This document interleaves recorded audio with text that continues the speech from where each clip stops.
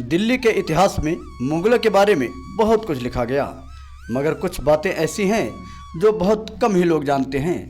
दोस्तों, Indian legendary face में आज हम आपको मुगलों के बीच रहने वाली एक ऐसी तवाइफ के बारे में बताने जा रहे हैं जिसके चलते मुगलों के हाथों से कोहिनूर छिन गया। उस तवाइफ का नाम था नूरबाई। जैसा नाम वैसी शक्ल।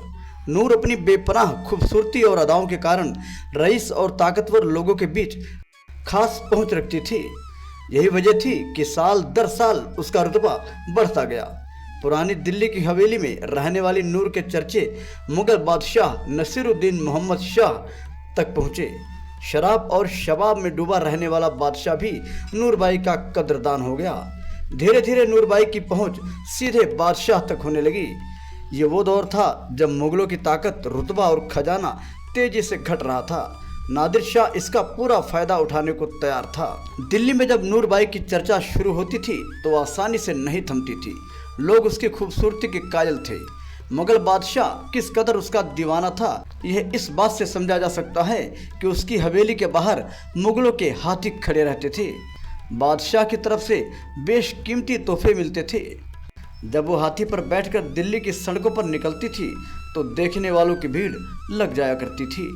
समय के साथ नूर और मुगल बादशाह मोहम्मद शाह रंगीला के बीच करीबी बढ़ती जा रही थी। इस बीच नूर को पता चला कि बादशाह अपनी पगड़ी में हीरा रखते हैं। ये सुनते ही नूर के मन में लालच पनपने लगा और उसकी नीयत बदल गई।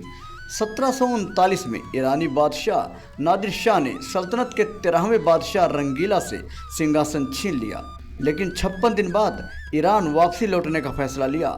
इस दौरान नादिर ने बादशाह के खजाने को लूटा, हर वो चीज़ अपने पास रख ली जो उसे पसंद आई और अंत में ईरान निकलते वक्त हिंदुस्तान की कमान वापस मोहम्मद शाह को सौंपने की बात कही।